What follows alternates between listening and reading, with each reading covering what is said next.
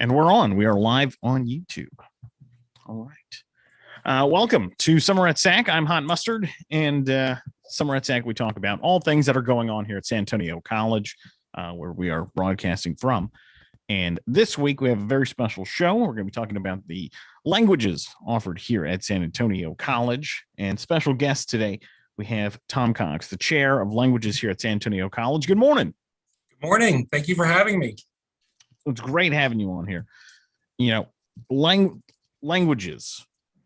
You know, it was so cool because we had, we were talking about communications earlier in the programs for this summer, and languages falls right in with that. You know, it's all about communication and conversing with others and just bringing people together to reach common goals. And languages, that's the base, you know, right along with it. I couldn't agree with you more. It's wonderful having you on. And before we dive into it, I want to tell me a little bit about yourself and your history here at San Antonio College. Well, I'm a long timer. I've been here 20 years this summer.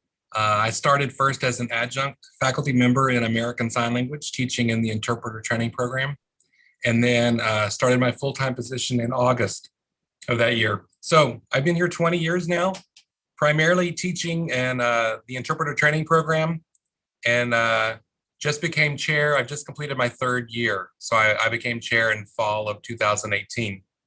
So it's been a great ride so far. Nice. Very nice. So let's see, languages. We have so many different languages being offered, and I wouldn't expect anything less. I mean, there's so many languages in the world. Exactly. So here at SAC, we offer Spanish, French, German, Italian, Chinese, and Japanese.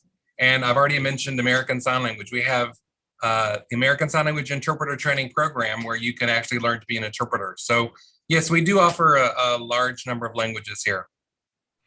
I remember years ago, we did a program highlight on ASL, American Sign Language. And I was very surprised by the technology of it. At the time, the groundbreaking technology was the television with the camera on top, and people would sign through the TV to other people around the world. Given this past year in the pandemic, I would have never realized how big a role ASL would play during the pandemic. Absolutely. You think about like watching cartoons as a kid, the Jetsons and the television phones that we all dreamed were going to happen someday. Those are here and have been here for a long time. And it's absolutely revolutionized the way deaf people can communicate with the hearing world. What you're talking about there is a service called Video Relay. And there are multiple companies across the country that employ large numbers of interpreters. That's their job. They sit in front of a monitor, and the deaf person calls in and they can see each other and sign to each other. And then the interpreter places a call to their friend or the doctor or the lawyer or Domino's to order a pizza, you name it. But you're right, during the pandemic, having access to information was crucial. You saw probably every evening the mayor and the county judge having the little interpreter in the bubble. And just a plug for SAC, a lot of those interpreters in the bubble are former SAC students. Yes. And the technology really has come a long way. Because I remember when we did that program highlight, that was probably 2010s, early 2010s. And at the time, I was actually working at a gas station. So I had a few deaf customers, and seeing even that progress when I worked there for about 10 years, how the video phones came out and the smartphones came out, and then they would able to call their significant others in smartphone and sign, like, what do you want from the store? Exactly. That was amazing. Exactly. To see the progress of technology and what it also means for students coming out of the program. Right. So the field of interpreting has always been high demand, hasn't always been high wage. It's getting to be where now it is a high wage field. But the creation of Video Relay just added so many more jobs available for interpreters. So we've never been able to fill all the positions for interpreters. And now we certainly can't, because Video Relay has just added even more positions available on top of that. So it's a great field to go into. You're never going to be without work. Definitely. And you were just reaccredited, if I'm not mistaken. So our ASL program is going through a reaccreditation process right now. We're writing our self-study report. It'll be turned in December. And then sometime next year, we'll have our site visit. It may be face-to-face or it may be virtual. We'll just see how that goes. It depends on what's going on with COVID. But yeah, we've got an accreditation cycle coming up right now. The ESL program is the one that just got reaccredited for 10 years. We got the news just last April. We were very excited about that. Yeah, ESL, we hear a lot about that. And let's talk. So ESL, what is ESL? So our ESL program is pretty extensive. We offer multiple levels, and we teach skills like reading, writing, speaking, and listening for people who need to improve their English. And some of those folks just want English to get a better job. But some of those folks are international students who have come here to pursue education in the United States. And before they can get into the academic side of SAC, they have to make a certain score on the TSI. And if they're not where they need to be with their English proficiency to get into the academic side of SAC, we've got a series of courses that they go through to get their English academic ready. And we've had a really great track record. We monitor their success once they finish our program and they get into those academic courses at SAC, like English 1301 and 1302, or the history courses or the psychology courses. We monitor how they perform in those classes after completing our ESL program. And our students are performing at like 95% productive grade rate in those classes. So wow, we're really proud of what those students are able to do. That's a very high number. That's amazing. Yeah, it's incredible. We also have an ESL program that's it's basically for the community, and we run it at a very low cost. It comes out to less than $5 per hour of instruction, and it's available to the community. We run it in the evenings on Monday and Wednesdays. We normally do that face-to-face. During COVID, we switched to a virtual environment, but we're looking forward to bringing that back face-to-face sometime soon. And sometimes those students will finish that evening program and then transition into the academic path to get into SAC. Some of those students are just there because if they can get better English, they can get better pay at work. Yes, not knowing English, it definitely would prohibit you from, reaching that next level at your job. But, helping people, that's what we do here at SAC. And absolutely, especially with the international students and getting into those other classes and how you still monitor them, that's what we do here at San Antonio College. We set you up for success, and we take away anything that may hinder you. And we've had some really good success stories with some of our international students. Oftentimes they serve on Student Government Association. They're all motivated. They transfer on to four-year institutions. So we've got some great success stories out of our ESL program and our international students. Also, world languages, other world languages. Interesting. You have medical Spanish. We do. We offer Spanish courses that are focused on medical vocabulary for individuals who are going to be working in the medical field. We live in San Antonio. There's a lot of people who Spanish is a primary language or maybe an only language. And if you're going to work anywhere in customer service in San Antonio, you're going to encounter people who would rely on Spanish. So yes, we have some Spanish courses that are focused on medical terminology. And those would be ideal if you're in any of our healthcare fields here at SAC. Also, Japanese, the Japanese program here at SAC is very strong as well. We do have a strong Japanese program. Those classes fill up quickly. Professor Kawabe does an amazing job.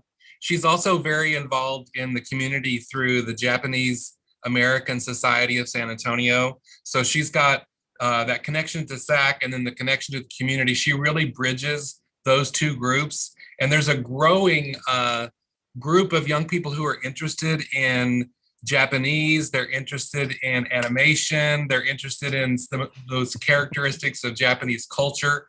So those classes have, they're a big draw. They're very popular.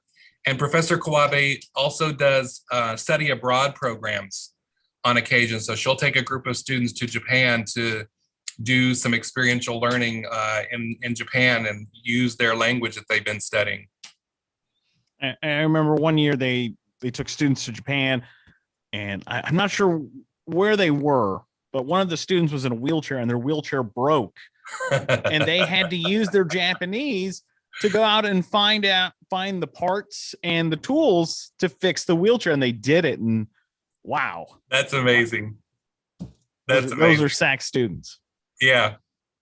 Resilient. Yep. Also, court reporting, believe it or not. So I am the interim chair for court reporting. They're without a chair at the moment, so they've fallen under me temporarily. Court reporting is a really interesting discipline. It's very challenging to learn, but we've got great faculty here that can get students from, I don't know anything about this field, to I can now transcribe at 225 words a minute. And, you know, it's an amazing field. If you get through the program and you get either state or national licensure, you can start out in Bexar County over $100,000 a year to start. So wow. It's an incredible way to earn an income. And, you know, for lots of our students, that's a life-changing journey to go from, I'm a student in college trying to figure out what I want to do, and suddenly I've gone through this program and I'm starting at $100,000 a year. It's amazing. You know, it's that bridge. It is its own language. It's where typing and communication come together, and it's like, wow. And absolutely. So fast, over 200 words a minute. No, I can't even think that fast. And there's so many things that you can do with it. So you can work in the legal field. People think, you know, you picture a court reporter, the person in the courtroom sitting in front of the machine, but there are also other ways that you can work. You do a lot of work in attorney's office, taking depositions. You might even be doing some captioning work. So the person that does the captions for television programs, there are a lot of ways that you can work with that skill set, and they all pay very well. Oh, yes. You know, there'll always be a need, always be a demand, because, you know, there is software out there that can capture, you know, people talking and make the words out, but it's not 100%. Right. Everybody has different accents and words for things. So, you know, there will always be a need. Absolutely.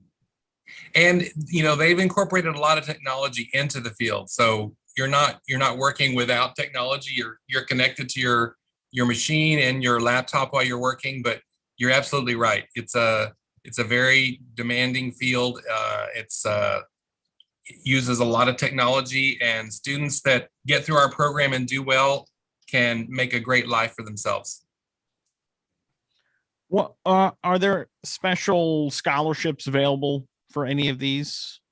So we've got some special scholarships dedicated in the American Sign Language Interpreter Training Program. We've got scholarships that we offer to either interpreting majors or deaf support specialist majors. Those are the two separate degree plans that we offer in the ASL Interpreter Training Program. So those are offered every year. That's a scholarship that we have through the Alamo Foundation that we've created specifically for our department. For our other programs, the scholarships are just the general scholarships that are available across the college. So not anything necessarily specific to all of the disciplines.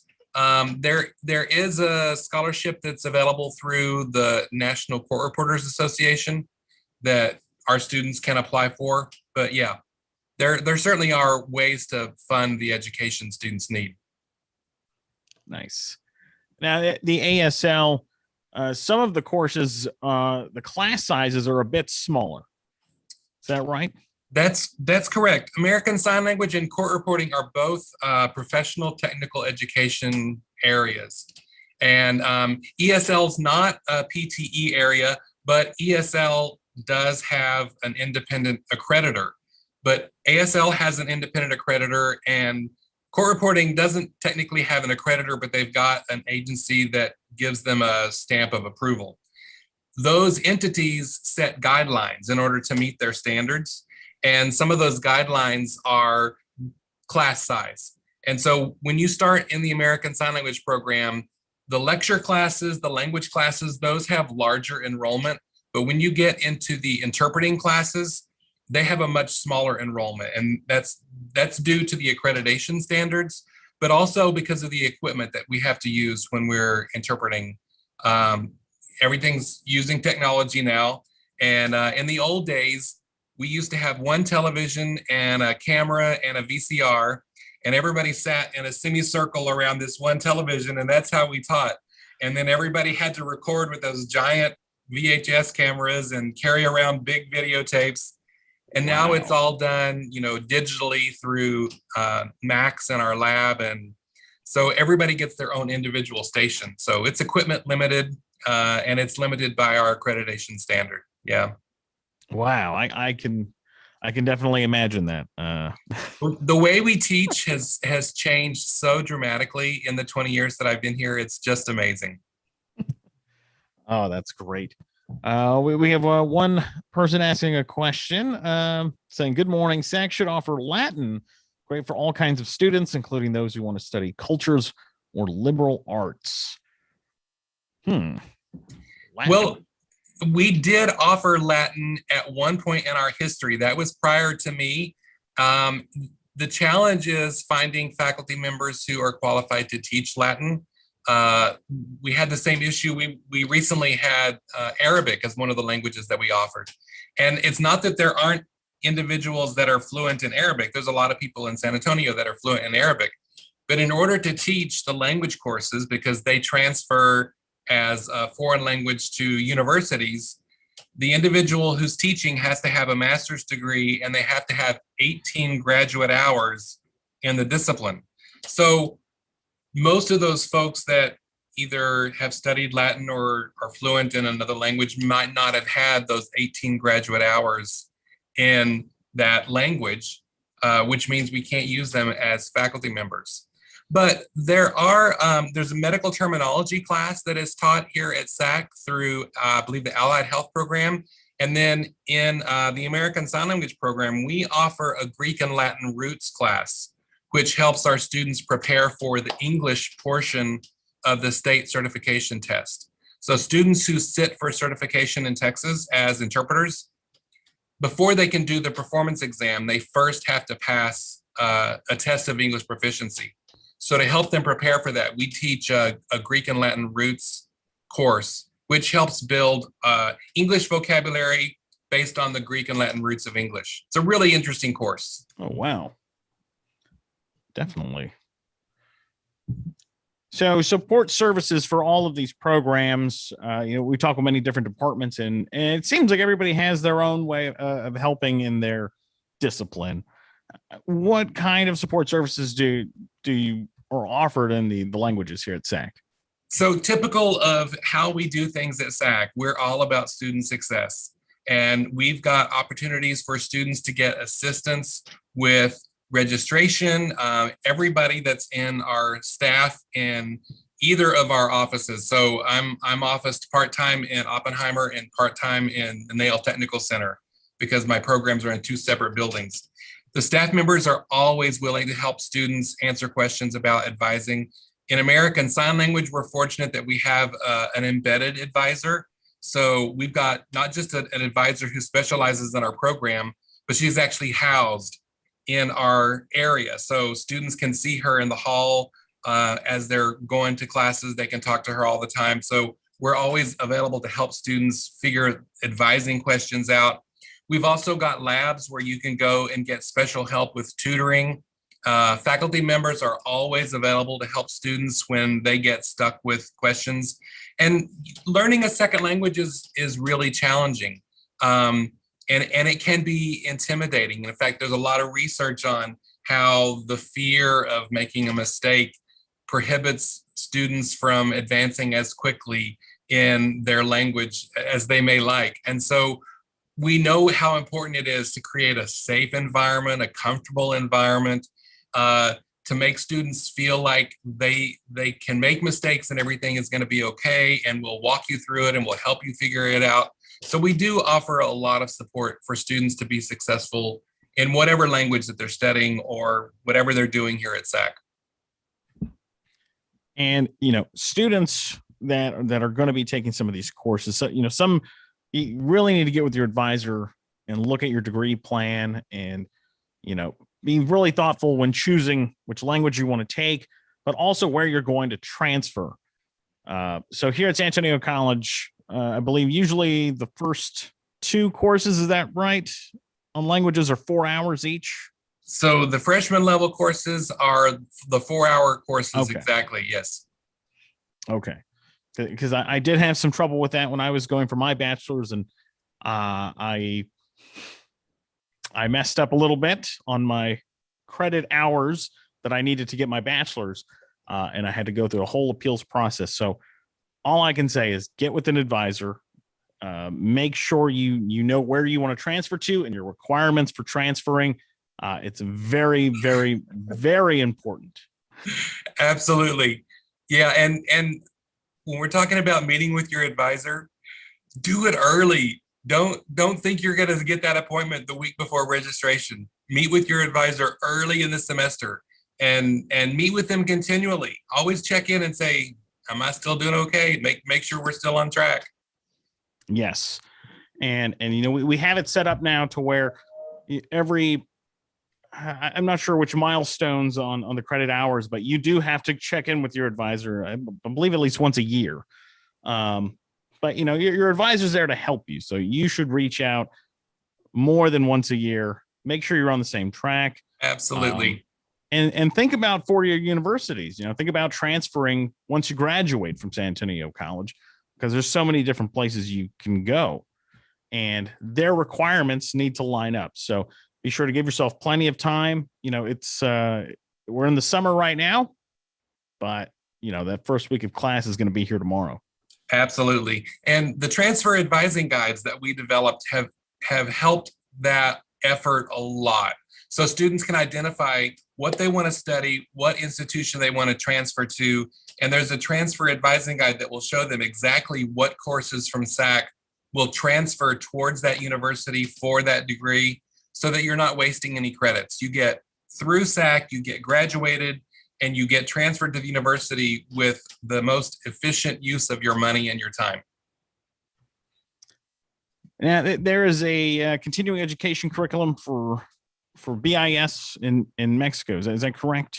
So we're working on a special program right now it's in development. It hasn't started yet, but we're planning on starting in Flex 2 this fall. So there's a group of institutions across the country of Mexico called BIS institutions, that stands for Bilingual International Sustainability. And those institutions offer English as a foreign language to their students. And then they also teach some of their content classes in English. And so we're working with some of those institutions right now to develop a program where we would assist those English as a foreign language faculty members at those institutions, improve their pedagogy in English, but also help those faculty members teaching their disciplines in English have more effective classroom experiences, because maybe their English in the discipline is lacking. So it's a really exciting program. Right now, there's just a few partner institutions, but there's a potential 80-something institutions across the country of Mexico that could eventually be involved in this. So it could grow substantially, but we're very excited about that. And we always ask what kind of jobs can come from these degrees. And, thinking back to the communication program that we did, anything and everything, for anything from customer service to the medical field, to even court. Yes. Even the legal system, everything. So you talked about communication earlier, and there's a quote by Charlemagne that I especially like. And he said, to have a second language is to possess a second soul. And I think that's so critical. That's really profound, because when you study language, you can't study language without learning about culture. Language and culture are just intertwined. So when you learn a second language, you learn to see the world in a completely different light, from a different viewpoint. And so it really does give you almost a second soul, because you no longer see the world as the one focus that you had growing up. You see it from a different set of eyes. And it does help make those connections between cultures, between individuals in different parts of the world. And we are a global network. You know, you could work anywhere. You can work remotely. You can work with any population, any language group, but you've got to have that access to communication, and that's going to be key. Definitely. And I would imagine, different parts of the country, the Spanish speakers probably definitely in demand. You can imagine a business, and you have a client that comes along, they only speak Spanish. You don't have business with them because you can't get past that language barrier. Absolutely. And just learning some simple phrases goes a long way towards building goodwill, building rapport, and helping make those connections across individuals. It's so critical, especially in today's world. Yes. All right. How can people find more information on the languages here at San Antonio College? So if you just go to Program Finder on the SAC website, you can search there for any of the world languages that you might be interested in. You can also find us. We've got a social media presence on Facebook. We're on Instagram. You can find the Interpreter Training Program. English as a second language program here at SAC. You can find us through